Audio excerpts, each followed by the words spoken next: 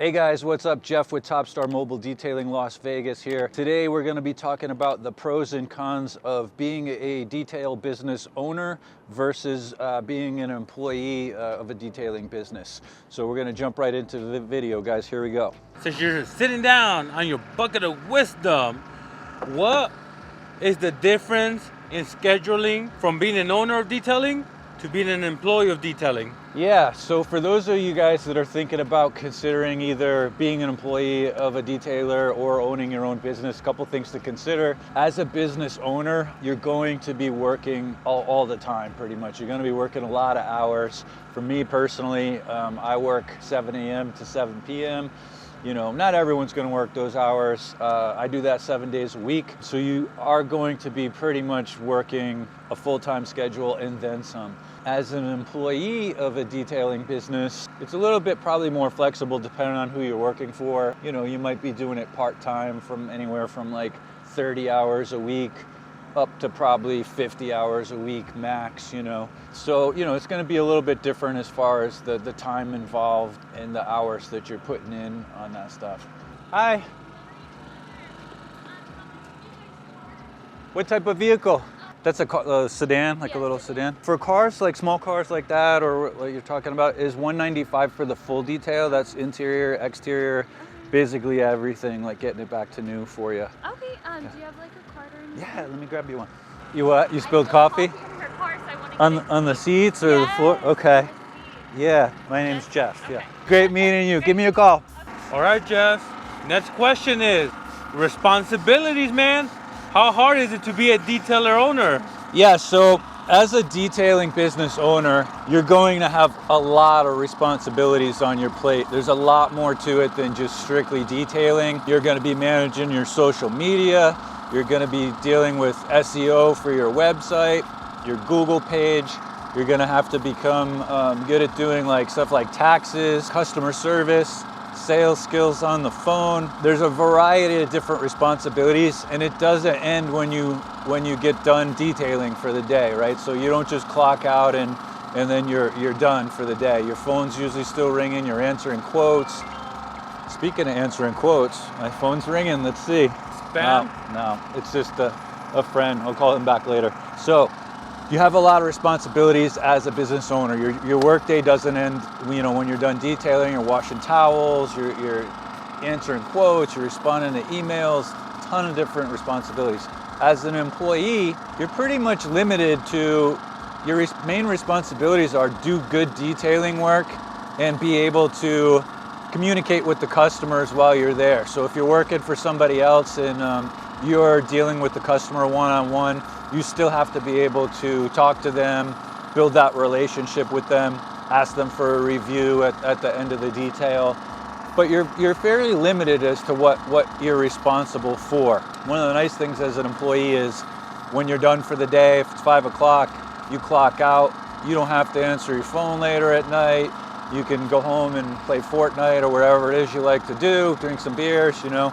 And that's it. And you're done till the next day where you have to go back to work and clock in. So something to think about if you are considering opening your own detailing business versus just being an employee. Weigh those pros and cons out.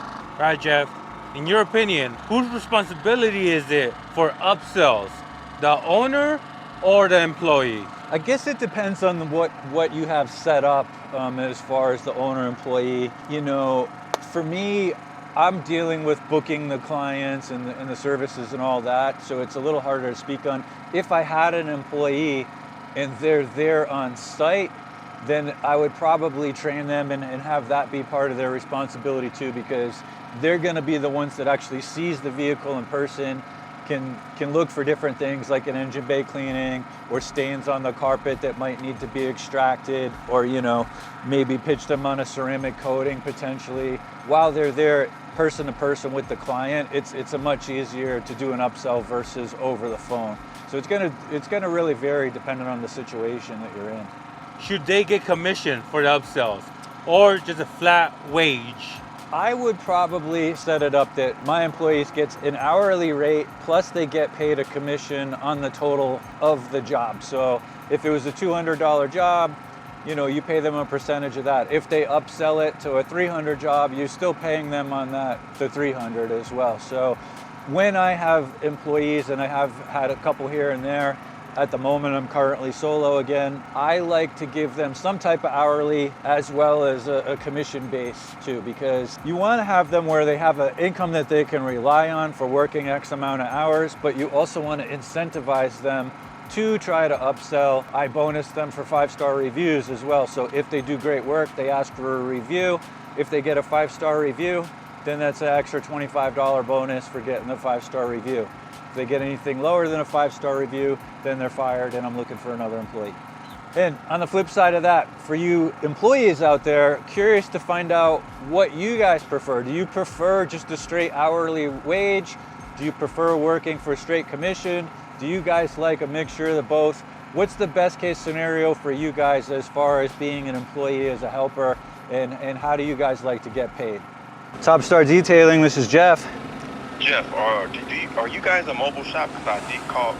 Yes, mobile? we are Okay. mobile, 100% Okay. mobile.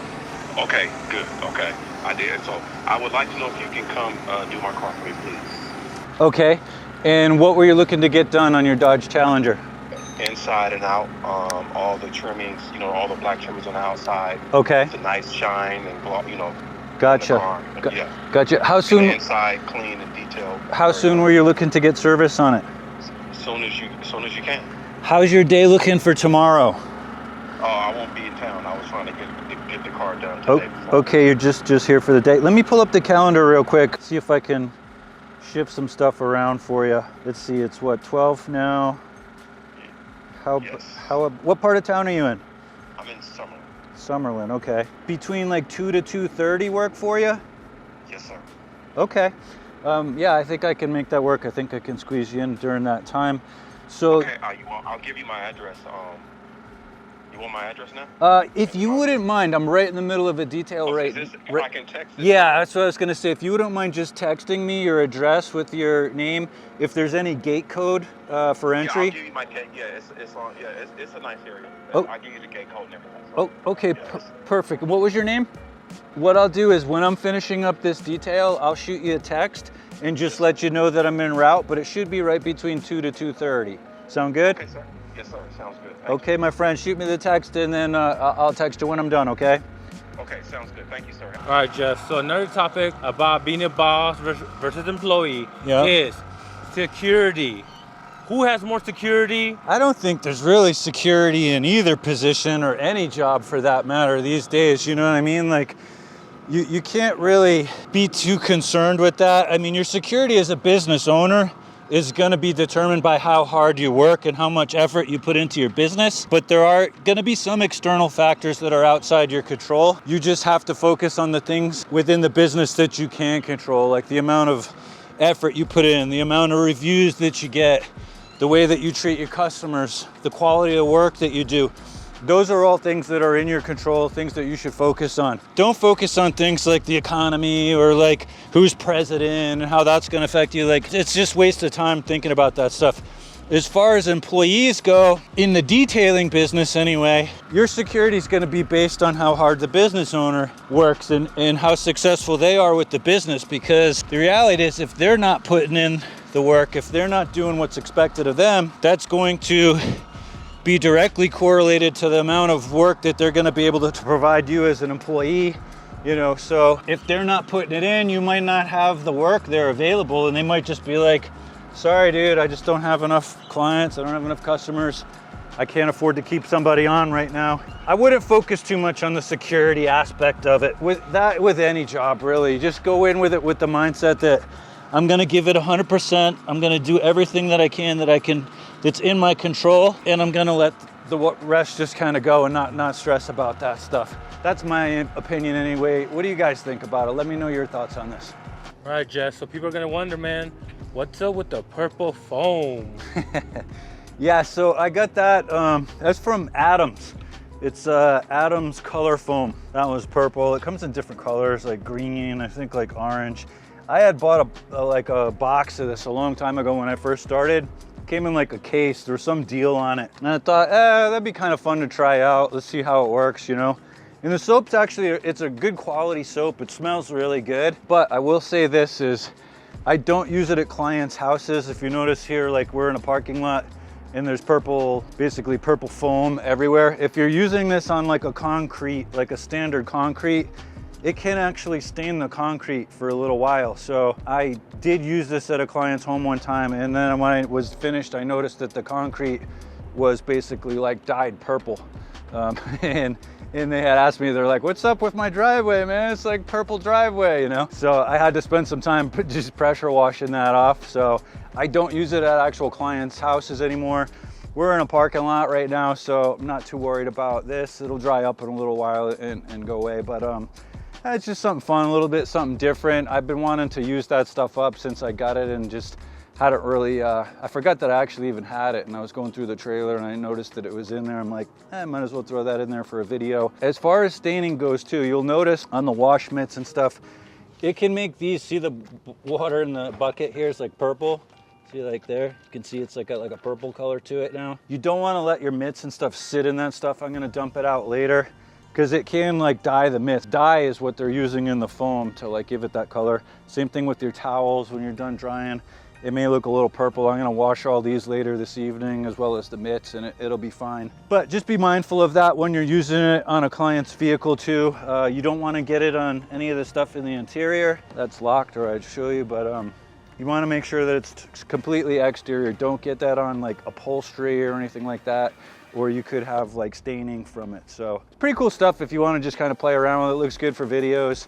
We'll put the link in the links below if you guys want to check it out. You got to dry that stuff because you don't want to let that sit in there. You don't want the client to open the door and then be like, what the hell is this? You know, it's like, that's why for the most part, I strictly use like white foam most of the time, just because it's a pain in the ass to go and like clean this stuff up and all the door jambs and everything. And you definitely don't want it to leak into the actual interior on the carpets or anything like that.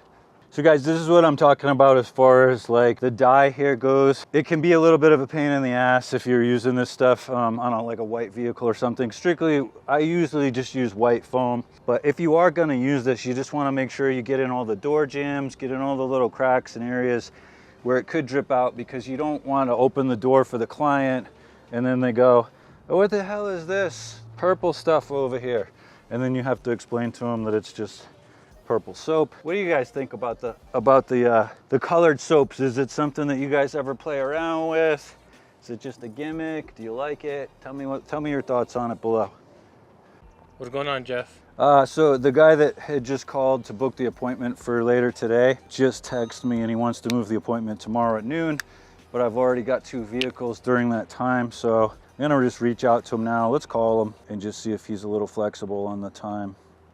Let me just make sure what I got for availability tomorrow. That's gonna be later in the day, like 3:30. We already got 3 cars lined up for tomorrow morning. Hello? Hey, Joseph, this is Jeff with Top Star Detailing. Yes, sir. Hey, I just got your message. As far as moving it tomorrow goes, I can do it tomorrow, but it would have to be a little bit later, like around like 3:30. I already have 3 cars booked for the... That'll work. That'll work for you? 100%, yes. Okay. I was just I thought maybe you had wanted to do it earlier, but yeah, no, that'll be fine. Yeah, perfect. So let's plan on 3:30 then. And again, same thing. I'll shoot you a text when I'm en route to you once I'm finishing up those morning details, and just give you a heads up that I'm on the way. Yes, sir. 100%. Yes, cool. Sir. Thank you so much, Joseph. I'll see you tomorrow. Okay. Hey, one question, Joseph. You don't live in a guard gated community, do you? Right? It's a like a gate code? No, it's not a guard gate. No, okay. There's a gate code. Okay, I just want to make sure, because I know a lot of the HOAs don't allow it if it's guard gated. No, so. it's a gate code. Okay, perfect, man. I'll shoot. They have people that come by. I lost a car that I had, so I just looked up my own. Okay, well, cool, man. I'll shoot you a text tomorrow when I'm en route then. Yes, sir. Hey guys, so we just finished the exterior detail on this. One thing I want to point out, that these type of cars, the Honda Civics are kind of like notorious for, the brakes will get this rust color to them. Like this was nice and shiny when he pulled in earlier, but this is completely normal. This does happen on these type of brakes or other brakes as well. This is called flash rust, right?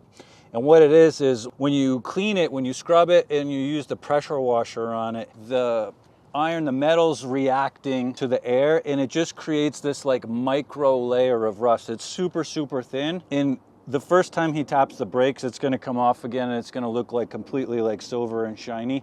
But you just kind of want to know that stuff, because I have had customers say, what'd you do to my brakes? They're all rusty, you know, and like they're concerned about it because they haven't seen it like that before, because it hasn't been cleaned to that level. So I usually like to just point it out to them, to give them a heads up, just say, hey, don't worry about the flash rust. From the time you leave the parking lot and hit your brakes once, that's gonna be completely gone off of there, and just kind of put their mind at ease. So don't forget to let your clients know about that. If you see that and it looks really bad, give them a heads up. Okay guys, so that's my opinion anyways, as far as being a detail business owner versus being an employee of a detail business. Let me know what you guys think. Love to hear your thoughts on everything. Drop it in the comments below. Don't forget to like and subscribe. Appreciate you guys. See you in the next one, okay?